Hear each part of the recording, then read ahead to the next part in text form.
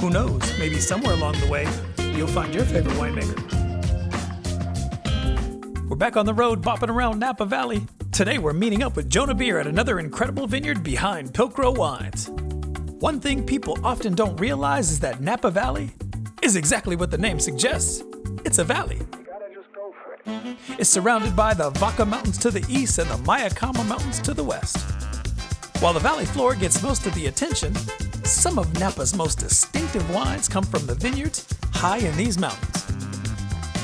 Last time Jonah took us to Glass Rock Vineyard in Coombsville at the base of the Vaca Mountains. Today we're heading almost straight across the valley to Archer and Byrd Vineyard on Mount Veeder. I think it's incredible here just being able to see kind of rolling hills into mountain and how they kind of work with each other. Yeah, I think this is what people don't a lot of times misunderstand about the mountain vineyards of Napa Valley. It really is this kind of like sometimes secret valleys inside the mountain. Yeah. And that's kind of what we've got here. This is kind of upper mid-slope of Mount Veeder, right? And the canyon opens almost directly southeast. And if we were standing here and, you know, there wasn't all that fog, we could almost see exactly where Glass Rock is in Coombsville. Here on Mount Veeder, which is cooler than even Coombsville, right? So the fact that we kind of face now southeast gives us just morning sun. That's really all we're going to get here until we get to around 4 or 5 o'clock. And then the sun ducks behind the rising Mount St. John behind us. Over in Coombsville, it's facing that way. It's constant. It's getting all that nice sun until the sun finally sets, right? This is proper Mayakamas mountain range, right? So there's a tremendous amount of green, verdant, alpine kind of vibe to the Mayakamas. This mountain range is going to get about 85 to 65 inches of rain per year, versus just 3 miles on the other side. And when we're in Coombsville, it's about 25 to 35 inches of rain per year. There's a 40-inch difference in annual precipitation with a 3-mile delta. You get all this rain, and you got all this nutrition over here. You're going to get these big, tall alpine trees. You're going to get the redwood stands. You're going to get all that really kind of beautiful verdant character. Yeah. And just across the valley, it's like, you know, the rolling hills of Tuscany, you know, and scrub oaks and brown grass and lots of cypress. I mean, this is a big part of what makes the Napa Valley a special tucked away corner of the earth, is that we have this kind of extreme nature in such a small little place. So this is the vineyard then here to the right? Yeah, this is it. And you can see the barbed wire has come in. The cows should arrive next week. And we'll start to have, they'll have their winter time here, and ground in between the vines is filled with the tremendous different types of naturally occurring cover crops. And that's an important aspect of this approach to farming. From this vantage point, I do want to draw your attention to the little hill right before the pole. And you see how the vines are so much smaller than what they are up here? Yeah. That little hill sitting right there is on a very solid, hard piece of blue shale. And it's almost impenetrable. So the fact that this is, as you can see, dry farmed, there's no irrigation or irrigation hoses even, the vines there are having a hard time getting enough nutrition and water. Now you would say, well, Jonah, if you want to be a good vintner, you got to go out there and augment them, give them something so they can look like their buddies up here. We go the opposite way. No, let them be that. If they want to give us just one cluster per vine, that's fine. That's what we'll take. We're not going to ask them to give us more than what their surroundings can produce. It will give us the exact amount of fruit and the size and shape that it should. Well, we want you to look like everything else in the valley. That's when things get a little bit haywire, a little bit off kilter. So you're not out there with a watering can? You joke, but you'll see it in the valley. You'll see sometimes where they have 2 or 3 irrigation hoses stretched at once, and that's so they can give some vines double or triple the amount of food and water. Oh, wow. So they are doing exactly what you said, except they're using a hose and an iPhone to make it all work. And an iPhone. and what we're doing is saying, no, let's stop that. And we're going to let this vineyard express all the unique attributes that it has.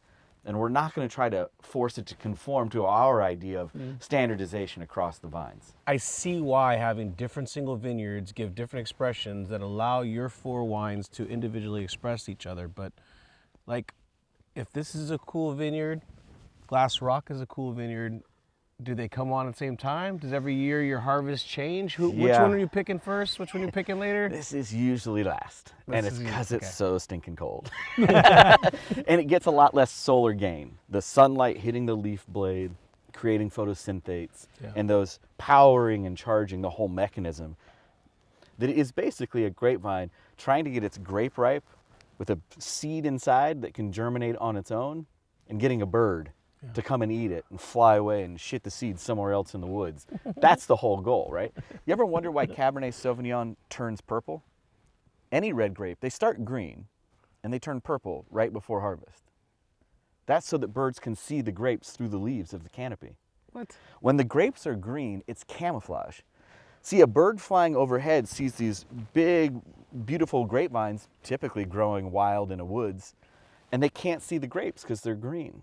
And as soon as the seed on the inside is ready to live on its own, in other words, it's matured to the point where it can go into the ground and grow, the grapes turn purple. And it's absolutely simply for one thing. So now the birds flying overhead can see them. That's the act of aeration, guys. That's why Scott's car is orange, so the birds can see it and shit all over it. I think Scott's car is orange so everyone can see it. My feelings. No, it's a My great. car has feelings. It's a great persimmon. I really think it's just brilliant. All of these things are just about getting an animal to come and eat the grapes when the seed is ready to live on its own. Professor Beer giving us some lessons. I know. Real You're bored to talk. tears already. So hold on. Deer poop seed. I often talk about the differences between industrial and artisanal winemaking, and moments like this remind me that the biggest difference isn't size, but rather pursuit. When a winemaker is concerned about how a vineyard fits into the surrounding forest, how insects, animals, soils, and vines all work together, man, that's a different conversation than how much fruit the vineyard's gonna produce. Industrial wineries focus on efficiency, consistency, and cost. Don't get it twisted, those are real wine world challenges. But many artisanal winemakers, man, they're chasing something else entirely. They're asking deeper questions, experimenting with different farming philosophies, and spending years trying to get to know a single piece of land. Look, I'm not saying every bottle needs to be expensive, because great wine should be accessible. But when we ignore the relationship between the vineyard and the place in the world it grows, we risk reducing wine to just another manufactured product. Wine should always be about place. And once you grasp the care and intention that goes into vineyards like this one, you begin to taste that sense of place in the glass. One thing that we've not really hit on yet, but is critical to this, is what's the farming approach like here? A lot of it's based on a book written by a guy named Masatomo Fukuoka. If you really want some good page-turning stuff for your bedside table. You mean fall asleep? Exactly. Go ahead and get yourself the One Straw Revolution. And a part of it, though, is about understanding that the more we interfere with things, sometimes the worse off we are. And a part of that is cover crops. And there's a lot of reason for people to say, well, we choose our cover crops. They're going to choose legumes, right? Austrian winter peas, bell beans, purple vetch. They're going to plant that in and amongst the vines so that it takes nitrogen out of the atmosphere and puts it on its roots. And you can really get a little bit of supercharged energy into your soil that way. Mm-hmm. But what the Fukuoka method talks about is not doing that and allowing the natural grasses and everything that wants to be a part of it without your interference teach you about the soil itself, tell you about where you might have opportunity and problems, and understand what's going on underneath our feet better. And this is a perfect mix of everything that we would want to see. There's some clover in here. We've got some purple vetch. So naturally, some legumes have chosen their way here. But all this is this kind of natural mix. And if you just even look around the kind of green carpet that coats this vineyard, you'll see different pockets. Look at this section over here. Look at all the big leafy greens. We know this is going to be a very productive area for us. How is the partnership with the owners of these vineyards and the people that are tending these vineyards? How are you guys working together to make sure that you can get the best out of it?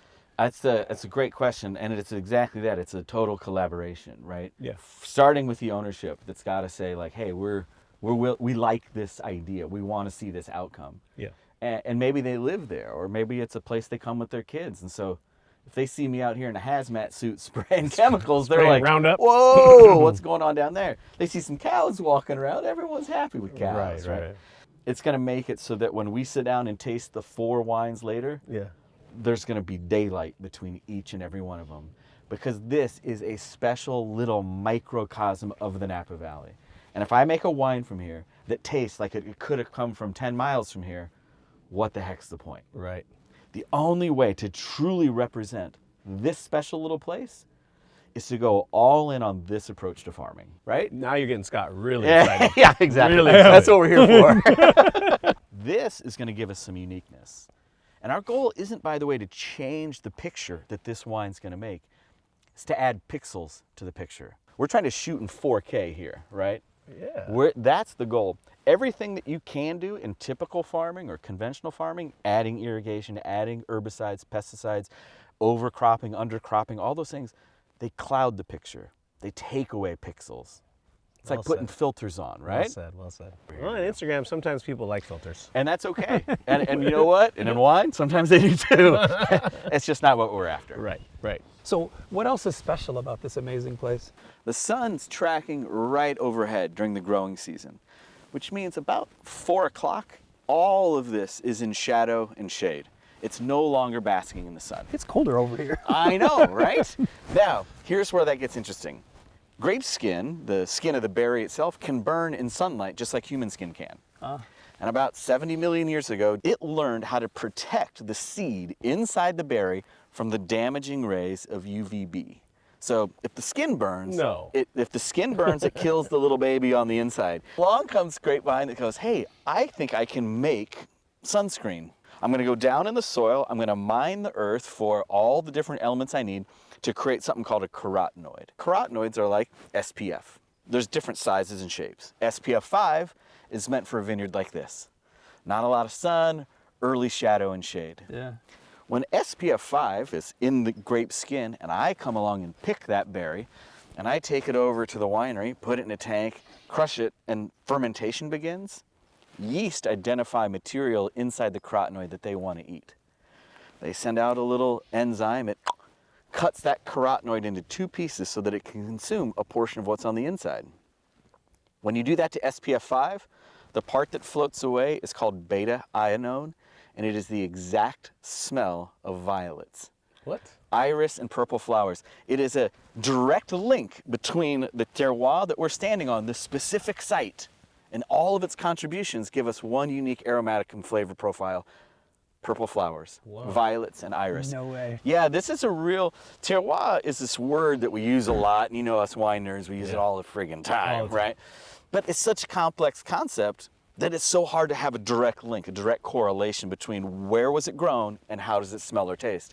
This is an actual physical character that's A created B created C. It's the shortest link I've ever found in understanding terroir and wine. And the truth is, it's all these things, especially here, that give us this purple floral character, are not only why I love this vineyard, but it's why I loved the wines of Bob Travers and Mike Thomas back in the 50s and 60s. Oh, now and you're why, preaching history, all and right. why we wanted to get up on this hill and on this mountain, because this is just, it's a special, unique characteristic that you just don't see almost anywhere else in this valley. I think we should try and taste some wine. I think that's probably a good idea. Let's do that. You're always trying to taste wine. Ain't no wine here, man. Isn't that what the show is about?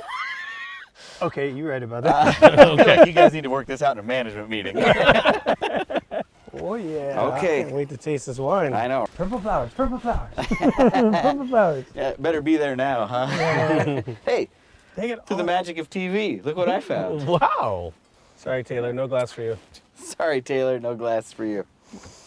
I didn't know I brought the Wine Folly one. I don't mind, featuring old Madeline Puckett. I'd love to. Hey, what's up? All right, she's sweet. She gave me that glass. Yeah. Shout out to Madeline Puckett, Wine Folly.